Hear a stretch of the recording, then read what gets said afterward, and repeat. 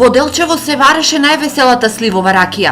Сливарите кои оваа година ги запалија казаните во центарот на градот се надпреваруваа за да ја освојат годинешната награда 100-литарски казан во рамките на манифестацијата Денови на пијанечката слива. Имаме ставено околу 120 кила комини. И колку цепени ќе ракијата? 50. Па нашата е секојаш весела, ние секојаш работиме со песна, кај нас ракијата никогаш нема да се караме, секојаш поеме. Степенажата не е битна за ракијата, е многу битно да биде чиста.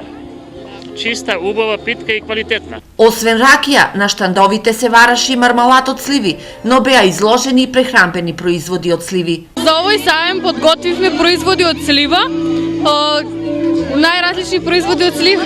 Мармалад се прави, сега ги ставаме целите сливи. Ставиме малку топла вода, па и ставиме сливите пошто се замрзнати.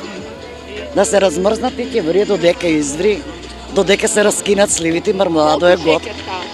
Овите бидат диетални, нема да ставаме шек. Општината по втор пат ја организираше оваа манифестација, годинава со поддршка на комбинатот Трудине. Цел е почеток на брендирање на сливата и давање придонес на општината кон промоција на индивидуалните производители и на бизнес секторот, чија што основна дејност е преработка на слива. Инаку деновите на пијанечката слива започна од синоќа со интернационалниот фестивал за карикатури и афоризам, кој помина во знакот на темата на фестивалот Зелено-зелено. За мене најзначаен е тоа што еве ова година успеавме на овој фестивал да направиме дури 5 промоции на нови изданија, едно фестивалско зборникот на афоризми Делчевски кукуригања и останатите на авторите нашите гости на овој фестивал. Се надевам дека нашите органи кои можат да дојдат у ситуација, тоа Министерството дека ќе помогне на некој начин да се зголеми промоцијата на вакви книги, тоа значи да им помогне на авторите да издадат своји книги.